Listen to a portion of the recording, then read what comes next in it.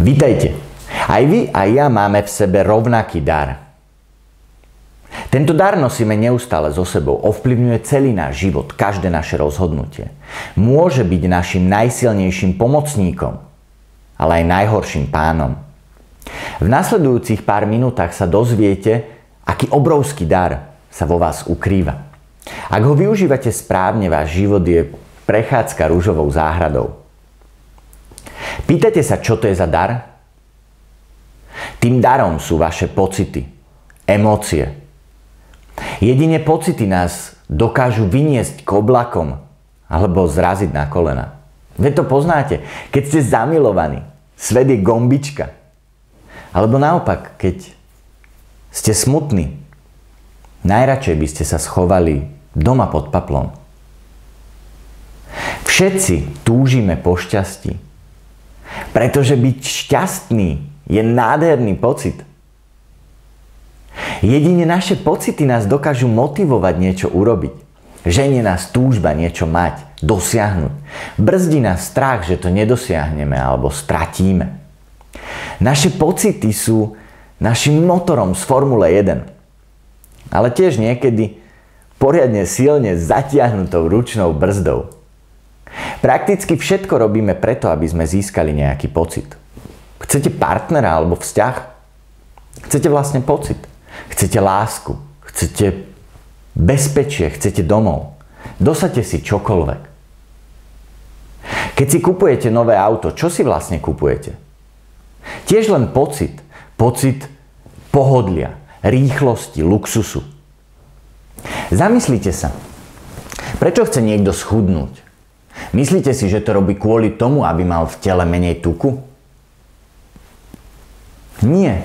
Robí to preto, aby sa cítil lepšie, aby mal viac energie, aby bol atraktívnejší. Možno to robí len preto, že si myslí, že keď zhodí tých pár kíl, tak jeho sebavedomie prerazí strechu. Je úplne v poriadku cítiť sa dobre. Je úplne v poriadku prežívať radosť, byť šťastný. Veď predsa všetko, čo chceme preto, aby sme sa cítili dobre. Chceme byť zdraví, pretože byť zdravý je pocit dobrý a naopak, byť chorý je pocit zlý. Chceme peniaze, pretože je dobrý pocit, keď si môžeme kúpiť to, čo chceme. A naopak je pocit zlý, keď si to dovoliť nemôžeme. Anthony Robbins krásne opisuje emócie ako väzenie bolesti alebo palác radosti. Je len na vás, ktoré miesto si vyberiete pre svoj život. Emócie sú s nami všade, neodlepia sa od nás iba kvôli tomu, že ideme do práce. Vďaka túžbe dosiahnuť nejaký pocit padajú svetové rekordy. Vďaka snahe vyhnúť sa nejakým pocitom ľudia začnú brať drogy, podľahnú alkoholu, prejedajú sa alebo upadnú do depresie.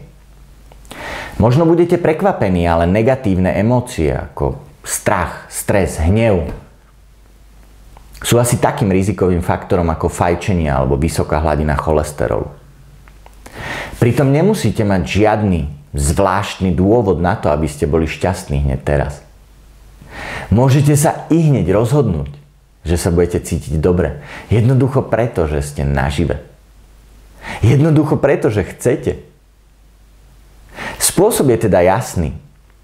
Ovládni svoje pocity a ovládneš svoj život. Toto je veľmi dôležité, preto to zopakujem ešte raz. Ovládni svoje pocity a ovládneš svoj život. Ak chceš niečo využiť pre svoj prospech, musíš to najskôr dôkladne poznať. Preto som sa rozhodol vytvoriť seriál 6 videí, v ktorých sa zameriame na jednu oblasť. Tou oblasťou je emocionálna inteligencia. Zameriame sa na pocity a emócie.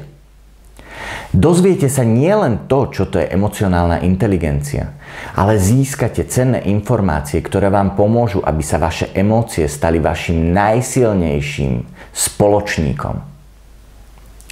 Zaregistrujte si váš e-mail, aby vám žiadne z týchto 6 videí neuniklo. Vidíme sa už čoskoro. Teším sa na vás.